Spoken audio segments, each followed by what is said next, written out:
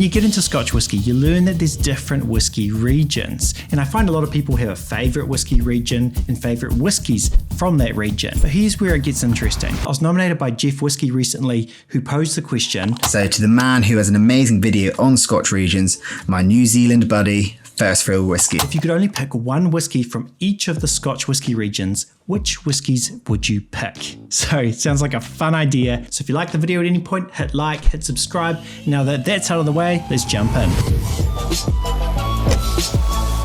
So we're going to start with the biggest whisky region, and that is the Highlands. The thing is about the Highlands is that I kind of find each whisky region has kind of its own space within kind of the Scotland map. Whereas the Highlands feels like they're just an everything else region. It's just like this massive area. But what's the flavour profile of the Highlands? I think with everything in this video, you've got to take it with a grain of salt, because a lot of people don't even think you should learn the whisky regions because there's so many exceptions to the rule. You know, you might say one region's rich and fruity, but then there's a bunch of distilleries that are exceptions to it. You might say one region's peaty and smoky, but there could be 2 or 3 distilleries that don't do smoky whiskey. But if I was to generalize with all the Highland whiskies I've had since being into whiskey, I would say Highlands are kind of like that light and fruity. There's a lot of ex-bourbon casks. If I could only have one whiskey from the Highlands, which whiskey would that be? So I do have a short list, and some of the whiskies I was considering: Deanston 12, Ardnamurchan Castrick, Balblair 15, which was my whiskey of the year a few years ago, and Clynelish 14 I still really like. But I think for people who've been following my channel for a while could probably guess which whiskey I'm going to go for. It's just a classic Highland whiskey. Love it. And it's going to be the Glencairn 10.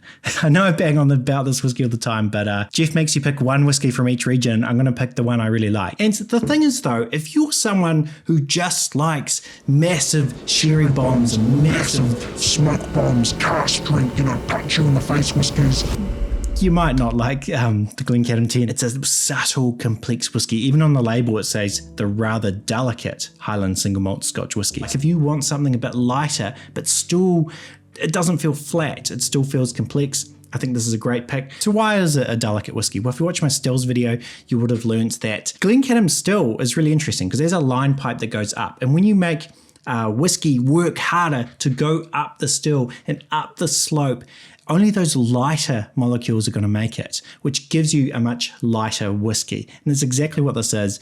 It's got a lot of buttery notes, biscuity notes, white fruit notes. But I think you'll be surprised about my next pick from a very famous region, and that is Speyside.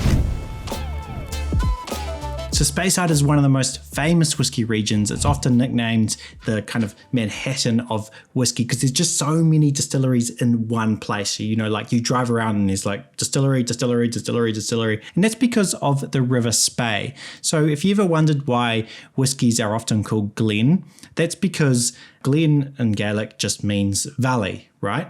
And what's at the bottom of valleys? Rivers. And so a lot of distilleries are getting water from this river. Big reason why there's so many distilleries still there today. But if I was to generalize, and obviously there are going to be exceptions to the rule, what does a Speyside whiskey taste like? Well, for me, it's those rich and round whiskies. There's a lot of sherry cask whiskies, a lot of those sort of red fruit, raisiny note, and that sort of thing. This is kind of a bit tricky to pick one whiskey from this region, but I did narrow it down. So my short list is the Tamdhu 15, the Craigellachie 13, Speyburn 15, the Altmore 12.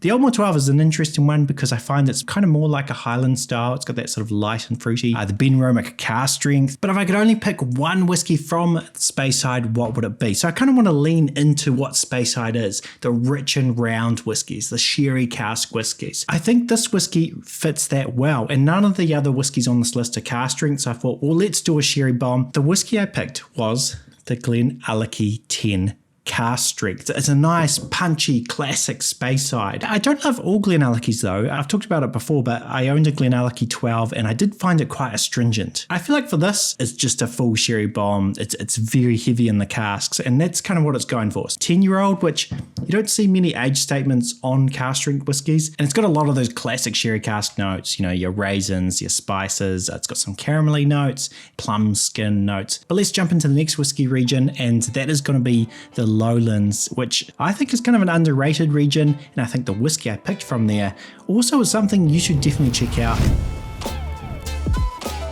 So what is the Lowlands? Well, if you watch my History of Scotch video, you'll know that there's this big divide between the Lowland whiskies and the Highland whiskies, and they're like different taxes and stuff. This is where this kind of separation happened back in the day. And Lowlands were kind of known as kind of being your lighter whiskies. Lowlands is where the two biggest cities are in Scotland. A lot of people drinking Lowland whiskey with cocktails. It's very approachable. And I still think to this day that kind of is what people think of with the Lowlands. But what's really cool is just in the last kind of 5 to 10 years, there's been a bunch of new distilleries come onto the scene and they're releasing really good stuff. Our shortlist for this one was actually the Lindors. I really like the Lindors and I nearly picked it for my pick. But the one I picked is a whiskey I think is fantastic. And if I could only have one whiskey from the Lowlands, I think it would have to be this. And it's going to be the Kingsbarns Dream to Dram. I don't know if they've discontinued this version of Kingsbarns, but Kingsbarns in general, I think, make great whiskey. So this is 46%, it's unchill filtered, natural color, and it's written up at the top of the bottle. It's a really cool bottle as well. I really like texture at the bottom of it. When I picked this up, I was a bit skeptical because it's a newer distillery. But when I tried it, I'm like, no, this is great. This whiskey's ready. This is very tasty stuff. But let's move on to every whiskey geek's favorite whiskey region, and that is going to be Campbeltown. So Campbelltown's a really interesting region. It used to be a hub of so many distilleries. I think there were over 30. But then after World War I, basically heaps and heaps of them shut down. And there's only really 3 left. There are some new ones starting up though, and they are Springbank, Kilkerran, and Glen Scotia. Now, everybody's favourite whiskey from Campbeltown is going to be the Springbank, but it's hard to get. To be honest, there's other whiskies there that I think are absolutely fantastic and probably need more attention. So another good whiskey if you can't find the Springbank is the Kilkerran 12. This is really good. I've talked about it a lot. But the whiskey I pick is not from these distilleries. It's going to be from the third distillery, and that is Glen Scotia. There are a lot of great Glen Scotias. I recently picked up this one here. It's the Glen Scotia Campbeltown Malts Festival. It's aged in some white port casks. This is a really good whiskey, but I know it's limited edition, so it's not going to be the one I put forward because I don't think many of you will be able to get it. But I'm going to put forward the whiskey I picked for Whiskey of the Year a few years ago because I just think it's just tasty whiskey, and that is going to be the Glen Scotia 15. I think it's just a fantastic whiskey. You know, when people think of Campbeltown, they think of like industrial, funky, like you're walking into like a tool shed and kind of like these weird kind of heavy notes. Glen Scotia I'd probably say would be the least of the Campbeltown flavour notes. It's more kind of your sort of more classic kind of Scotchy flavours, your kind of like light white fruits, some red fruits and like nice maltiness. But yeah, it's great whiskey. But let's move on to my favourite whiskey region of the whiskey regions, and that's going to be an unofficial region. That's the Islands. The Islands is not officially a whiskey region, it's actually part of the Highlands. But every time I go onto a whiskey website and you buy a whiskey or you go to a whiskey bar, the Islands are often categorized as a separate region. So it's like an unofficial region.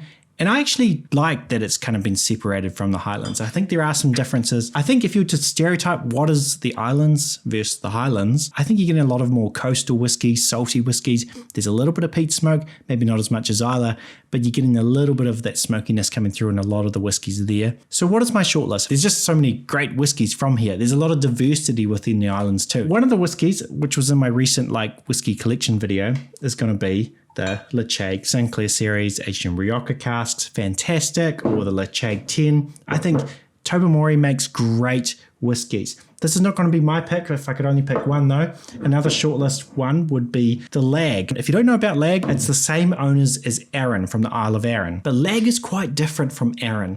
Arran is like light and fruity. Lag is heavy, it's smoky, and it really kind of is the whiskey that is challenging the best of Islay whiskies at the moment, and I think it's only going to get better. This one here is the Lag Coracravi. I'm not sure how to pronounce that. This is a sherry cask finish. It's smoky, non-chill filtered, natural colour, and it's 55%, a punchy whiskey. But this is not the whiskey I'm going to go for the Islands. This is the one I would pick, and I've talked about it before. Some of you might be able to guess, but it's going to be the Arran Amarona cask. Of all the Arrans, this is probably my favourite to take on the Arran profile. It's aged in some Italian wine casks, and I think it just works really well with the Arran spirit. And it's got this really nice like chocolatey note, this Turkish delight note that you don't get on other Arrans. But then under that is you got the base spirit of Arran with basket of fruit, those toffee apple flavours. But let's move on to probably like Speyside is famous, but I'd say this is a more famous region. That is going to be the Isle of Islay. So if I could only have one whiskey from the Isle of Islay, the region that's known for smoky and peaty whiskies, what would it be? So again, going back to the start of this video, even though Islay is known as the region with peaty and smoky whiskies, there are some whiskies that are non-peaty though, and one especially would be the Bunnahabhain 12. I really like that whiskey, but that's more kind of like, it almost fits more into the kind of Speyside. You know, it's rich, it's round, it's sherry cask forward. It does have some like salty notes, which is probably a little bit more like the Islands. So as I said, there are exceptions to the rule, even for a region like Islay, which I feel like most fits the rule. I feel like the majority of distilleries there really do kind of fall in line behind that kind of like, we do peaty and smoky whiskies. So I feel like for this list, I want to pick a peaty and smoky whiskey. And there's some great ones from Islay. So some of my short list, the Lafroig 10 cask strength. I find the Lafroig 10 a bit flat, and at cask strength, is great. When I want a smoky whiskey that's going to punch you in the face, Lafroig just does it so well. And Lafroig's also like such a unique style. It's one of those distilleries that there's not another distillery that has whiskey like Lafroig, that I don't think even the other Islay whiskies have as much. Obviously the Port Charlotte 10, this was what you guys rated as the best Islay whiskey in my Islay video a while ago, but these are not the whiskies I'm going for. Some of you probably expect me to pick my whiskey of the year last year, the Kilchoman Sinag. I really like the Kilchoman Sinag. Really nice blends between smoky sherry cask and bourbon cask. I think, yeah, I would pick the Kilchoman Sinag, but if I could only have one whiskey, I'm probably going to level it up from the Sinag, and that's going to be the Kilchoman Loch Gorm. This is a fantastic whiskey. This is sherry cask matured, and it's got some really nice like dark chocolatey notes. I just think it's fantastic. A little bit more expensive than the Sinag. If I could only have one, I'm going to go for this one. I'm keen to know which whiskies you would pick. Leave a comment down below. I'm also going to nominate some other people since I was nominated for this. So I'd be keen to hear what Matt from Whiskey on the West Coast would pick, Tim from Whiskey Whereabouts, Jeff from G Whiskey, and Wade from McIntyre Malts. I don't know how many people I can nominate, but can I keep nominating? I'm going to just keep nominating. Ralphie as well. I don't know if Ralphie would do a kind of list video, but maybe just go spam him in the comments in this video to go do it. Then I called him out. Be cool to see what he would pick. But yeah, if you want to support the channel, you want me to make more videos, do jump over to Patreon. Above all though, make sure you share and enjoy. Beauty.